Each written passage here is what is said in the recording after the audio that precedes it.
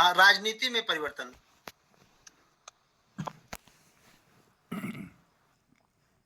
साथियों, भाइयों बहनों, आज का टॉपिक विक्रांत पांडे जी ने चर्चित और विवादास्पद रख दिया है। यहाँ पर किसी का उदाहरण दिया जा रहा हो तो उसे उसकी आलोचना कोई न समझे, किसी की भावनाएं आहत न हो। वह केवल एक निदर्शन के लिए, उदाहरण के लिए, दृष्टांत के लिए किसी का नाम लिया जाता है। परिवर्तन जीवन का एक क्रम है। शुरू से इस बात पर जोर दिया जा रहा है। अलग टॉपिकों में अलग अलग आयाम पर चर्चा की जा रही है। आज सवाल है राजनीति के परिवर्तन का।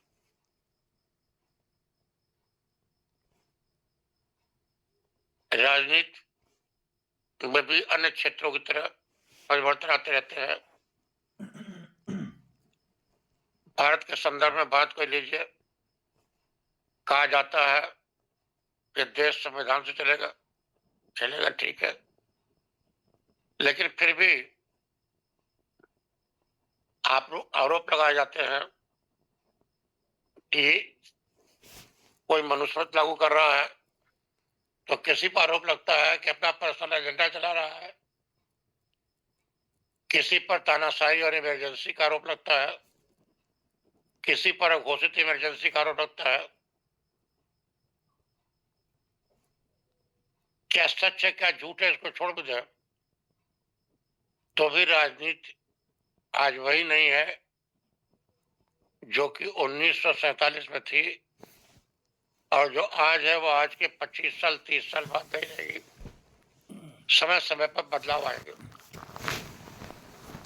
एक भी शब्द अगर संविधान का न बदला जाए, एक भी शब्द किसी कानून का न बदला जाए, तो भी समय समय पर सुप्रीम कोर्ट के, माननीय सुप्रीम कोर्ट के निर्णयों के परिप्रेक्ष्य में ही पूरा अर्थ बदल जाता है।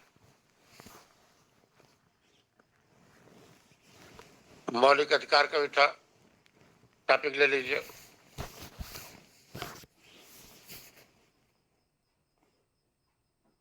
समय समय पर केशवानंद भारती केस हुआ, उसके पहले गोलकनाथ केस हुआ। दोनों के जजमेंट एक दूसरे के विपरीत थे। कानून की धाराएं, अनुच्छेद सेम थे, संविधान सेम था, लेकिन उस संविधान की व्याख्या हाईएस्ट कोर्ट ने 2 बार अलग अलग की, और जिस हर व्याख्या में लगभग आधे जजों के विचार एक थे, आधे जजों के विचार एक थे। लगभग आधे के एक थे, आधे के एक थे, अर्थात जो भी फैसला हुआ वो सर्वसम्मत से न होकर बहुमत से हुआ, और दोनों बार के फैसलों में जमीन आसमान का अंतर था।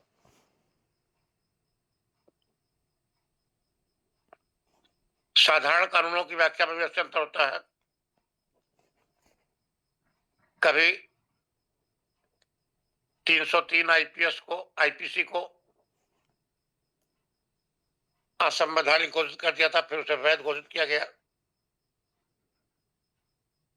कभी एडल्ट्री को ऑफेंस माना गया, अब तो क्या कानून नहीं, इसको ऑफेंस नहीं माना है। नई आईपीसी में व्यभिचार को अपराध नहीं माना गया है, लेकिन इसके पहले जब कानून की धारा में अपराध माना जाता था तो भी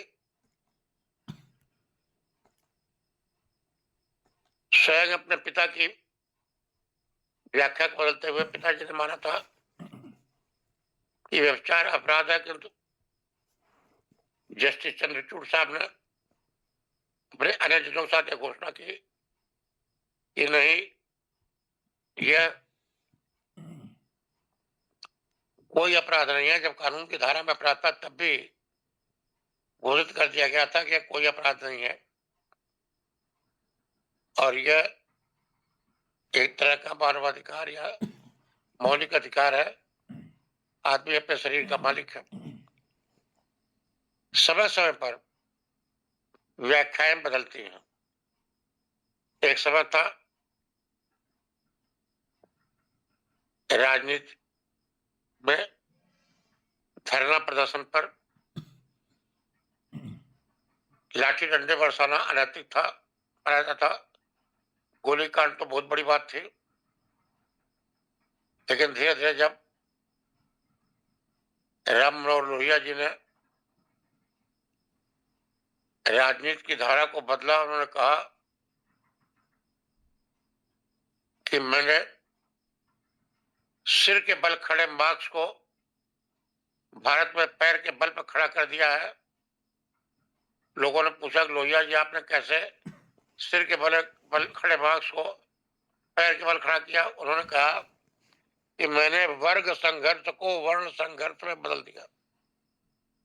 कम्युनिस्ट वर्ग संघर्ष की बात करते हैं, गरीब और अमीर की लड़ाई की बात करते हैं। लोहिया जी कहना था कि लड़ाई भारत में गरीब और अमीर की नहीं है, बल्कि वर्ण संघर्ष की है। कौन सवर्ण है, कौन पिछड़ा है और कौन अनुसूचित जाति का है, इसकी लड़ाई है। क्योंकि उनका कहना था कि गांव का एक गरीब मजदूर या शहर का एक गरीब रिक्शा चालक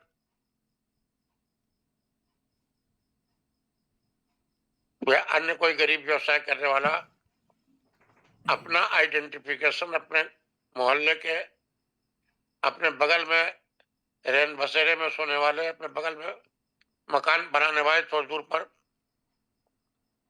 किसी ब्राह्मण या यादव से नहीं करता है, बल्कि वो जगजीवन राम या मायावती या रामविलास पासवान से करता है। एक गरीब यादव अपना आइडेंटिफिकेशन उसी गांव के एक पूजा पाठ करने वाले गरीब पंडित या गरीब मजदूर से न करके उसके तार कभी लालू यादव, कहीं मुलायम यादव, कहीं अखिलेश यादव जी से जुड़ते हैं। इसलिए लोहिया जी ने एक दावा किया कि हमने वर्ग संघर्ष को वर्ण संघर्ष में बदल दिया। उन्होंने यह भी दावा किया कि जिंदा कौमें 5 साल तक इंतजार नहीं करती। यह भी कहा कि भीड़ को अनियंत्रित होने का अधिकार है, भीड़ को अनियंत्रित होने का अधिकार है। अब बड़े गर्व से कहा कि जिस दिन सड़कें सुनी हो जाएगी उस दिन संसद आवारा हो जाएगी। एक गांधीवादी अहिंसा की एक नई व्याख्या थी। देश में एक नए सृजन अध्याय का सृजन था, जिससे निपटने के लिए ईटा डंडा, लाठी डंडा, इसको उन्होंने हिंसा नहीं माना। इससे निपटने के लिए सरकार को जगह जगह लाठीचार्ज, गोली चार्ज करने पड़े, जो कि उसके पहले एक बड़ी ही रेयर चीज बन जाती थी। देश में फिर राजनीति में परिवर्तन हुआ, सत्ता प्राप्त हो चाहे जैसे भी हो। इस धुन में तमाम धार्मिक मुद्दों का पक्ष और विपक्ष दोनों ने राजनीतिकरण किया। किसी ने वहां पर अयोध्या से प्रचार प्रारंभ किया, कांग्रेस ने रामचंद्र जी की भूमि से, किसी ने ताला खुलवाया तो किसी ने कार सेवा की, किसी ने गोली चलवाई, किसी ने बातचीत दर्ज कर दी। होते होते कोर्ट के आदेश से श्री राम मंदिर का निर्माण हुआ। इस बीच में ध्रुवीकरण के विभिन्न पहलू आजमाए गए। जातिगत आधार पर ध्रुवीकरण, धार्मिक आधार पर ध्रुवीकरण का मुकाबला हुआ। फिर इस ध्रुवीकरण को तोड़ने के लिए काउंटर जोड़ तोड़ हुई, एक चर्चा हुई कि मिले मुलायम का श्री राम, हवा में उड़ गए जय श्री राम। लेकिन जब मायावती जी को चीफ मिनिस्टर बनाने का ऑफर मिला, तो फिर चर्चा हुई, लड़े मुलायम कांशीराम,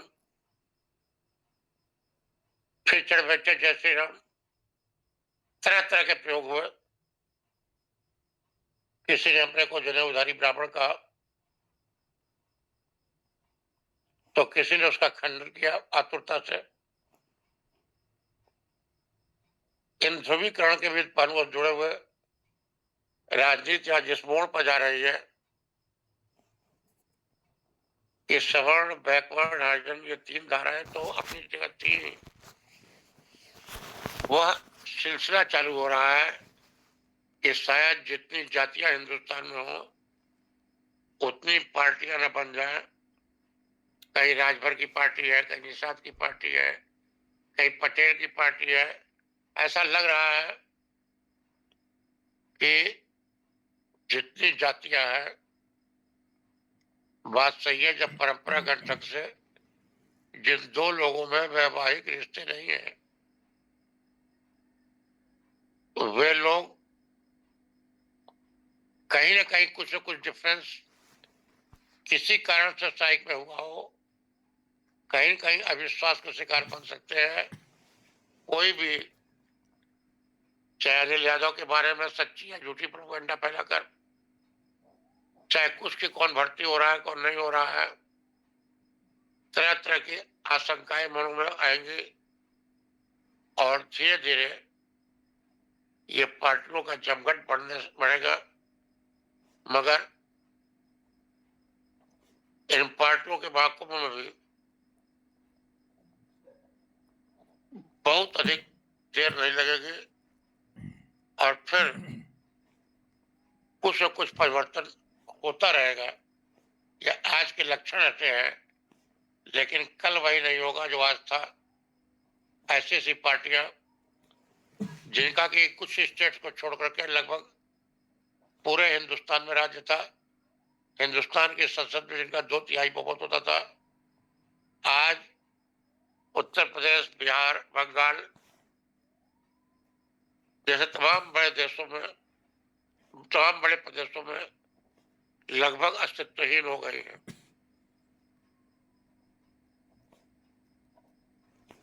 इस परिवर्तन के क्रम में हमें देखना होगा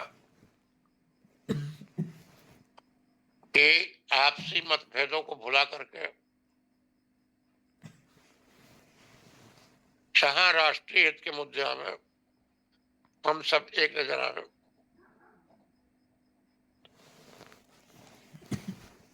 क्योंकि ऐसा नहीं होने पर देश झटके में आ जाएगा। तो राजनीतिक परिवर्तन बहुत हुआ है। कभी कितने गरीब लोग भी एमएलए, एमपी, मिनिस्टर रहते थे। मुझे याद है कि रामनिवास यादव जी जब मुख्यमंत्री पद छोड़े थे तो पूरे लखनऊ ने देखा कि वे रिक्शे में घूम रहे हैं। आज किसी भूतपूर्व विधायक के बारे में ऐसा नहीं सोचा जा सकता। चरण सिंह जी मुख्यमंत्री या प्रधानमंत्री की हैसियत से कब किस थाने में घुस जाए, किस तहसील में घुस जाए, कोई ठिकाना नहीं था। कहीं गाड़ी बाहर रोक करके, आज की डेट में शायद ये अकल्पनीय तथ्य हो।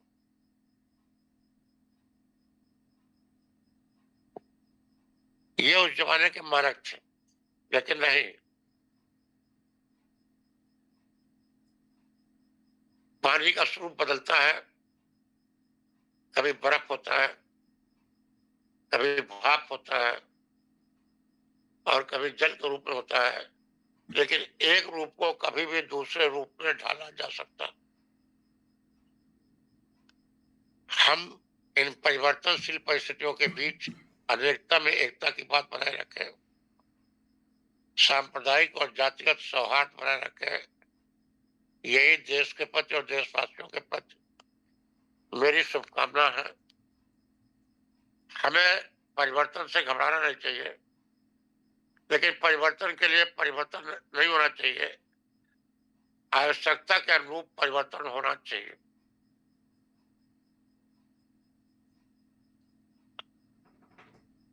जो भी परिस्थिति आएगी, हमारा भारत देश उनसे मुकाबला करने में सक्षम होगा और ये विघटन का तत्व चाहे किसी कारण से हो, उसमें अवरोध नहीं कर पाएंगे। धन्यवाद। पुनः विक्रांत जी से प्रार्थना करता हूं कि वे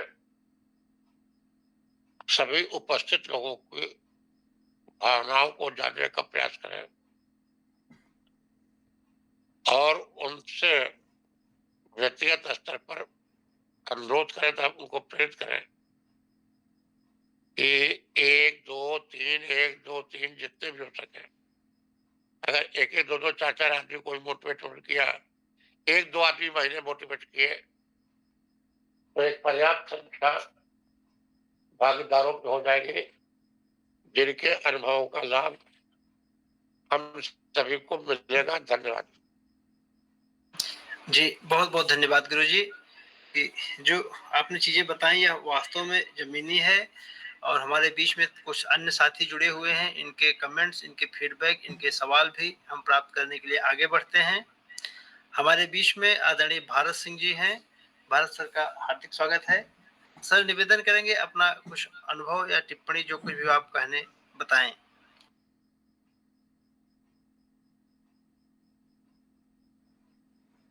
हाँ, जय हिंद सर। जय श्री आपने जो परिवर्तन राजनीति में जो परिवर्तन के बारे में आपने अपने अनुभव और विचार रखे हैं वो वाकई में यथार्थ हैं और मैं एक बात जानना चाहता हूं कि ये जो परिवर्तन हुआ ये समय की मांग का परिवर्तन है या ये परिवर्तन की कोई और धारा है। दूसरी बात मैं एक और जानना चाहता हूं कि ये जो परिवर्तन है वो पहले जो नेता हुआ करते थे वो जमीनी आधार पर थे और उनमें विनम्रता और सौहार्द हमेशा जीवित रहता था। अब वो देखने को नहीं मिलता है, तो इस पे आप क्या कहेंगे? आपको कहना सही है, दोनों बातें सही हैं। अगर उस परिवर्तन की आवश्यकता न होती, तो वह परिवर्तन सारे नेता मिलकर भी नहीं ला सकते थे। लेकिन जैसे आम है, तभी कोई चाहे उसे कच्चा खा जाए चाहे पक्का खाए, उसी तरह जो परिवर्तन आता है वह समय की मांग होती है।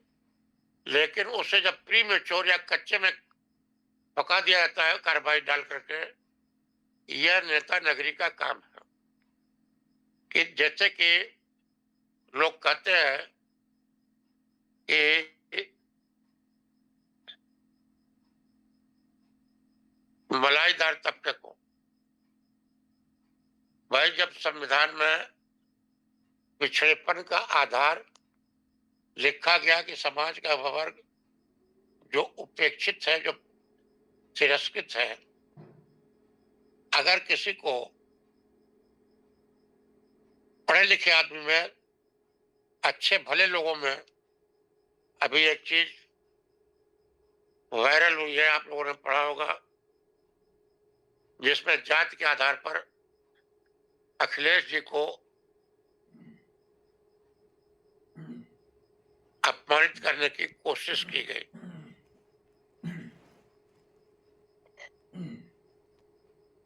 फिर ये आरोप लगे कि डॉक्टर अंबेडकर साहब को अपमानित करने की कोशिश की गई। ये आरोप कितने सही है, कितने गलत है, ये फोरम जो है आज जब मोर्चा उनकी व्याख्या कर रही है, लेकिन कम से कम अगर इस तरह की स्थितियां पैदा हुई, उनकी सही या गलत व्याख्या जैसी भी हुई हो, इस तरह की अगर की गई, तो इसके मतलब है कि लोगों में जन्म और जाति के आधार पर किसी को सम्मानित या अपमानित करने की भावना किसी न किसी रूप में वर्तमान है। और उसकी जो पक्ष और विपक्ष दोनों बातें कही जा रही हैं, सुप्रीम कोर्ट ने जो फैसला किया है उसके पक्ष में भी कहा जा रहा है, विपक्ष में भी कहा जा रहा है। वह चीजें अपनी जगह एग्जिस्ट करती हैं, समय की मांग के अनुसार ही परिवर्तन होते हैं, लेकिन हर परिवर्तन का काउंटर परिवर्तन आता है, जिसको मार्क्स ने लिखा है थीसिस, एंटीथीसिस, सिंथेसिस। आप देखिए कि मांग उठी जातिगत जनगणना की, किसी ने समर्थन किया, किसी ने विरोध किया, और कहीं जातिगत जनगणना हुई हो या न हुई हो, कम से कम बिहार में जातिगत जनगणना हुई, इसमें कोई संदेह नहीं है। अब बिहार में जातिगत जनगणना जिन नीतीश कुमार जी के मुख्यमंत्रित्व में हुई, उसमें पाया गया कि उनकी जाति अर्थात कुर्मी जाति बिहार में जो अत्यंत कम संख्या वाली जातियां, सबसे कम संख्या वाली जातियों में से एक है। ब्राह्मणों, क्षत्रियों, वैश्यों की अलग अलग संख्या से भी वो अलग है, यादवों से कई गुना कम है। फिर भी जो जिससे अधिक संख्या में दर्जनों जातियां बसी हैं, दर्जनों साल से 4 बार, 5 बार, 6 बार, 7 बार नीतीश कुमार जी कभी एनडीए के सपोर्ट से, तो कभी तेजस्वी के सपोर्ट से, हर तरफ से राजा कोई और रानी मंदोदरी बन रही है। तो संख्या को कम और ज्यादा रख करके कोई क्या करेगा? थोड़ी सी संख्या अगर वह पलटी मारने वाली है नीतीश कुमार की तरफ से, तो समीकरणों को बनाने और बिगाड़ने के लिए पर्याप्त होती है। कितने परसेंट हिंदू हैं अमेरिका में? 2% से भी कम है। अमेरिका में हिंदुओं की आबादी 2% से भी कम है, और चीख चीख करके ट्रंप साहब मोदी जी के नाम पर चुनाव लड़े। हमारा दोस्त मोदी, हमारा दोस्त मोदी। बांग्लादेश का हिंदू तो उत्तर प्रदेश का हिंदू, सारे इलाके के हिंदुओं के लिए जितनी कड़ी आवाज में अभी भाजपा ने कभी कही होगी, उससे कड़ी आवाज में ट्रंप साहब बोलते नजर आए। तो राजनीति में अगर पॉलिटिकल ब्लैकमेलिंग होने लगे, जिसको कि कहते हैं ट्रांसफरेबल वोट बैंक, तो 2% वोट बैंक जो है बाकी पर दहाड़ने लायक हो जाता है और अपनी बातें मनवा लेता है। आप कहेंगे 2% से फर्क क्या पड़ेगा? 2% से फर्क क्या पड़ता है? मान लीजिए आप 200 किलो का है, दूसरा आदमी 201 किलो का है। अगर आप जीतना चाहे तो आपको 202 किलो बनना पड़ेगा। 199 किलो के भी आप हो जाए तो हार जाएंगे। लेकिन अगर आपकी औकात केवल 2 किलो की हो और आपको जीतने का शौक ना हो, तो 200 किलो वाले के और 201 किलो वाले के आप 2 किलो के बल पर भाग्य विधाता हो जाएंगे। एक पैर आपका 2 किलो वाला दबाएगा, दूसरा पैर 201 किलो वाला दबाएगा।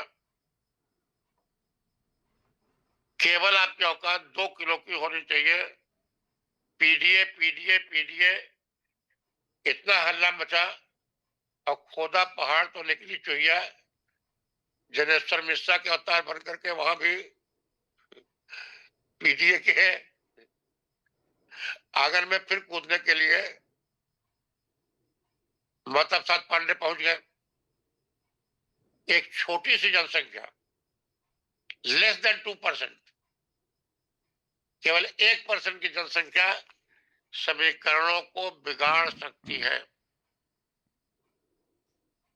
ओवैसी जी को बहुत ज्यादा वोट नहीं मिले, लेकिन दर्जनों सीटें उन्होंने, आप देख लीजिए इंटरनेट पर, अखिलेश जी की डिस्टर्ब कर दी। आज जो छोटे छोटे कारक पैदा हो रहे हैं, यह उसी व्यवस्था के देन है कि विभाजन कहीं न कहीं बना रहेगा।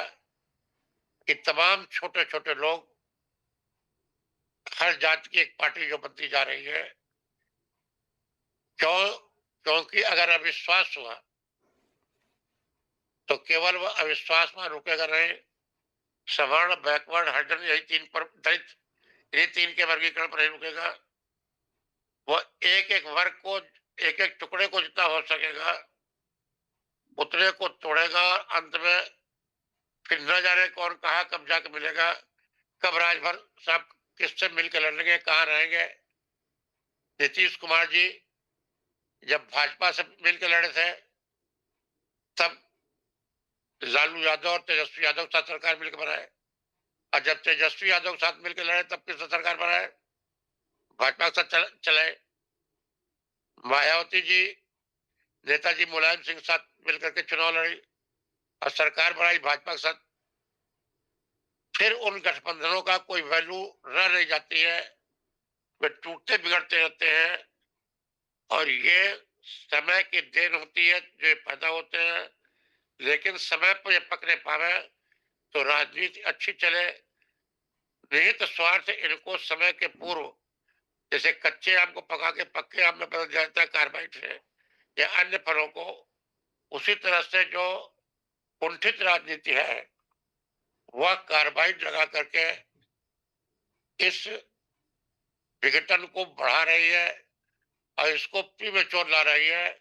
ऐसा नहीं कि वो विघटन पैदा कर रही है, विघटन तो था ही था, गड़बड़ियां तो थी थी, वह उनको दिखा दे रही है, वो उनको बढ़ा चढ़ा के पेश कर दे रही है।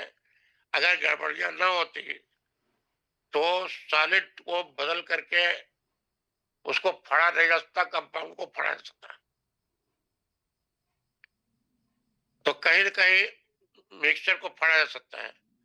तो यह कहीं न कहीं मिक्सचर या कंपाउंड तो था ही था हमारी संस्कृति में। जो चीजें घनघोर से घनघोर भारतीय प्राचीन ग्रंथों को गाली देने वालों ने लिखी है, वही बात प्राचीन ग्रंथों में भी लिखी हुई है, केवल भाव और भाषा का अंतर है। खाली दुर्गा सप्तशती में कोई पढ़ ले कि कौन कौन लोग उन संस्कृत के श्लोकों में पढ़ ले, आज के लिखे हुए नहीं है, अनुवाद सहित गीता प्रेस में मिलते हैं कि कौन कौन लोग दुर्गा जी से लड़ने गए थे। तो आज की राजनीति का साफ वही पिक्चर, वही जुगलबंदी, वही जोड़बंदी, कौन कहाँ था, किसके साथ था, उस जमाने में भी दिखती हुई मिलेगी जबकि वे किताबें लिखी गई हो। हाँ, उसको समय समय पर अलग अलग ढंग से लोगों ने बुलाया, भेद तो सही। तो राजनीति जो है ये भेद, ये विघटन अस्तित्व में थे। राजनीति ने कभी इनको प्रीमेच्योर पकाया तो कभी फ्रिज में रख करके, कोल्ड स्टोरेज में रख करके, ओवर स्टेज तक, ओवर ड्यू स्टेज तक इनको जबरदस्ती इस विघटन को रोकने की कोशिश की। धन्यवाद जी, बहुत बहुत धन्यवाद गुरु जी। हमारे बीच में अन्य साथी हैं, आदरणीय अरविंद सिंह यादव जी हैं। अरविंद सिंह यादव सर से निवेदन है, अगर आपका कुछ प्रश्न हो या कुछ टिप्पणी जिसको आप कहना चाहते हो तो माइक अनम्यूट करके कह सकते हैं। आदरणीय अरविंद सिंह यादव जी।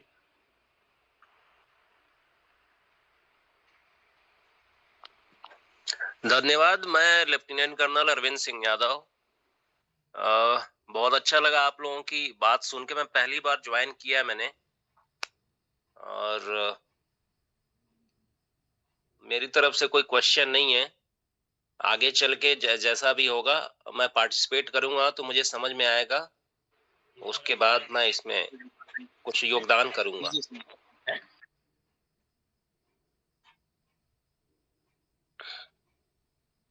बहुत बहुत धन्यवाद सर। हमारे बीच में आदरणीय ब्रज गोपाल सिंह सर हैं। सर का हार्दिक स्वागत है। उपस्थित साथियों की तरफ से प्रणाम। हमारे बीच में आदरणीय सरोज साई हैं। सर को सादर प्रणाम। सर, आज हम लोग चर्चा कर रहे थे राजनीति में परिवर्तन की। जितना भी आप सुन पाए हैं लास्ट में जुड़े हैं सर। अगर उससे जुड़ा कोई प्रश्न हो या अनुभव जिसको आप साझा करना चाहें तो अपनी बात रखें सर। आदरणीय Saroj Sai. Sir mike unmute कीजिए, आवाज नहीं आ रही है।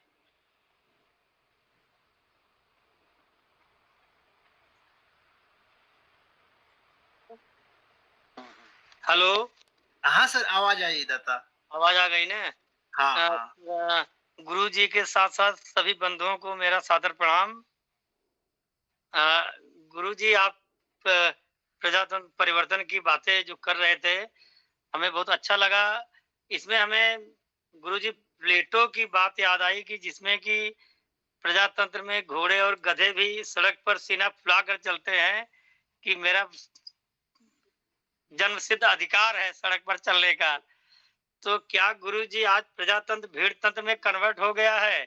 क्या अब ये परिवर्तन ऐसा आने वाला है कि क्या ये तानाशाही में कन्वर्ट होने वाला है? देखिए, बड़ा समीचीन प्रश्न आपने किया।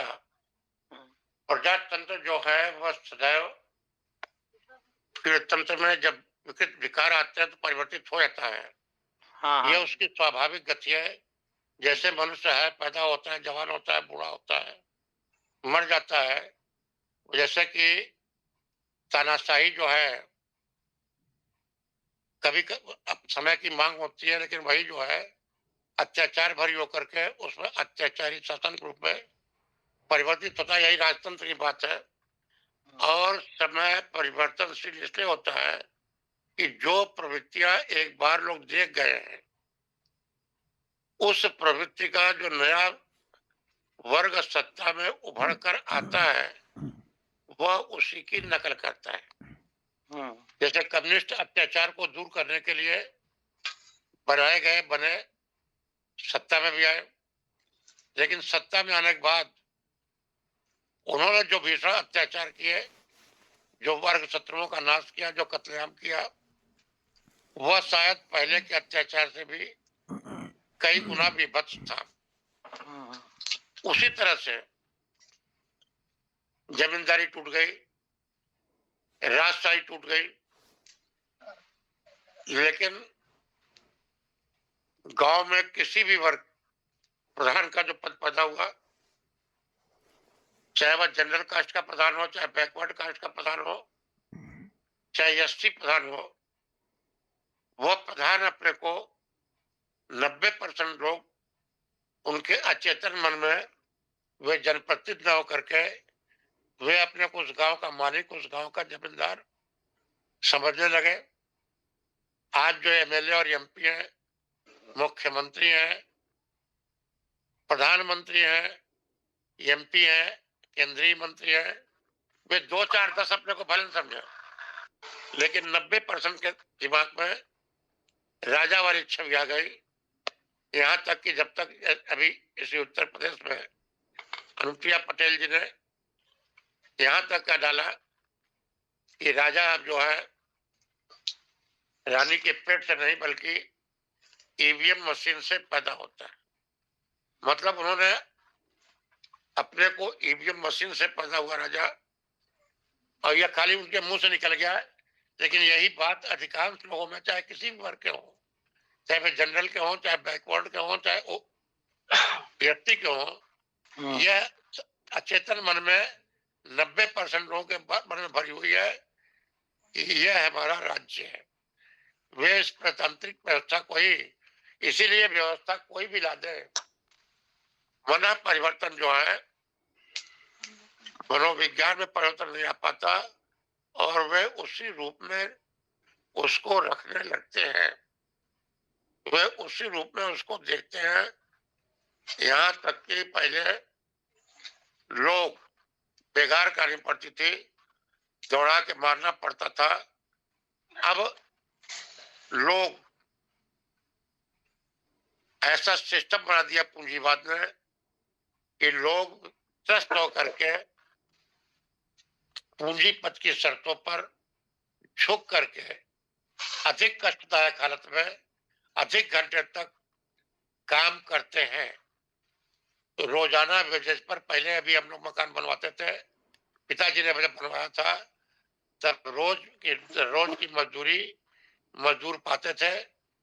मकान बनवाने वाला प्राय अधिकांश लोग ऐसे करते थे, कुछ लोग ठेके देते थे। अब हाँ आज देख लीजिए, आज बड़े बड़े 72 मंजिल के मकान बन रहे हैं, कॉन्ट्रैक्ट बन रहे हैं। छोटे मकान भी अधिकांश सब ठेके बन रहे हैं। दिल्ली में जैसे मकान बनना बंद हो गया। अब जो एम्प्लॉयर है वो एम्प्लॉय को आज शायद जितना कष्ट राजा महाराजा या जमींदार देते थे, उससे आज का पूंजीपत देखा जाए तो उससे 100 गुना कष्ट रहता था। स्लम्स में, गंदी बस्तियों में, मलिन बस्तियों में, जितने अस्वास्थ्यकर माहौल में आज मजदूर रह रहे हैं। किसी भी जमींदार का मजदूर शायद उतनी गंदी नालियों के किनारे नहीं सोता था। हम जो व्यवस्था को परिवर्तन करने के करते हैं, शुरू में तो अच्छा परिवर्तन आता है, लेकिन बाद में वही परिवर्तन फिर चढ़ने लगता है। जो मैं अभी हाल में कहा था कि थीसिस, एंटीथेसिस, सिंथेसिस, ये हाँ मार्क्स का कहना है कि कोई सिद्धांत जब चलता है तो बड़ा अच्छा रहता है। बिल्कुल। उसमें बुराइयां जब पैदा होने लगती हैं तो कुछ दिन तो बुराइयों के साथ चलता है, फिर उन बुराइयों के खिलाफ रिवोल्ट होता है, फिर नया सिस्टम आता है, उस नए सिस्टम में फिर बुराई आती है। जैसे कपड़े खराब होते हैं, फटते हैं, नया चलाते हैं, फिर फटते हैं। यही हाल इस सिस्टम का है।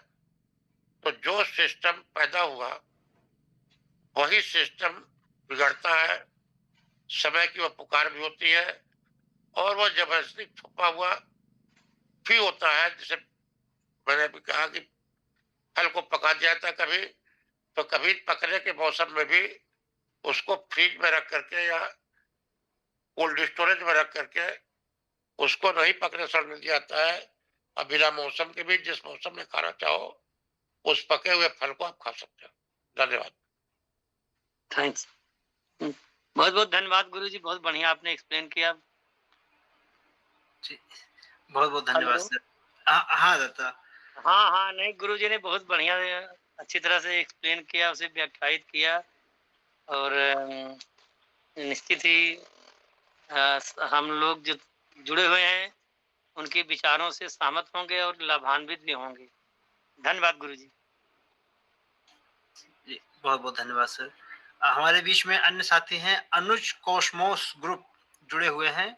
अनुज सर नमस्कार, अभी आप लास्ट में जुड़े हैं।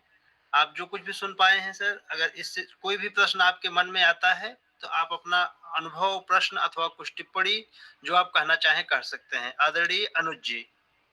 नमस्कार जी, नमस्कार। कैसे हैं आप सभी लोग?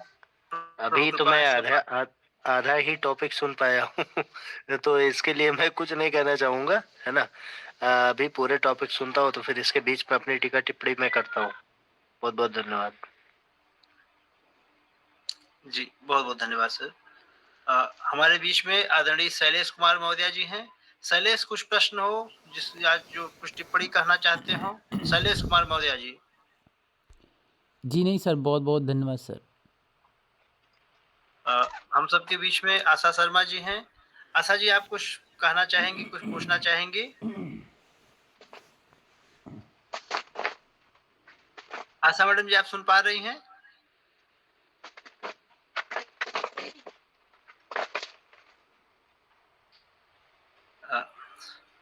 और हम सबके बीच में लास्ट में आदरणीय ब्रज गोपाल सिंह सर हैं। सर को नमस्कार। सर निवेदन करेंगे कि अपनी कुछ प्रतिक्रिया, कोई टिप्पणी सर मना कर रहे हैं, अभी कहीं बीच में बैठे होंगे। ठीक सर, सादर प्रणाम। तो गुरुजी, समय हो गया है, हम कार्यक्रम को समाप्त करने की अनुमति चाहते हैं सर। कार्यक्रम को समाप्त करें। पुनः एक बार निवेदन कर लें कि सब लोग यथाशक्ति एक एक, दो दो, तीन तीन लोगों को महीने में, हफ्ते में, जैसा भी कर सके, इसको व्यापक बनाने की कोशिश करें। जी, बहुत बहुत धन्यवाद सर। शामिल सभी साथियों को बहुत बहुत धन्यवाद, आपने अपना कीमती समय दिए। यह कार्यक्रम प्रतिदिन सायंकाल 9 से 9:30 के बीच में परिवर्तन की नेतृत्वशाला के अंतर्गत विभिन्न विषयों को लेकर के संचालित किया जाता है। आप सभी से निवेदन करेंगे, आप प्रतिदिन इस कार्यक्रम में अपनी सुविधानुसार अपने जागरूक साथियों के साथ शामिल हों। इसी आशय के साथ आप सभी को सादर प्रणाम। शुभ रात्रि।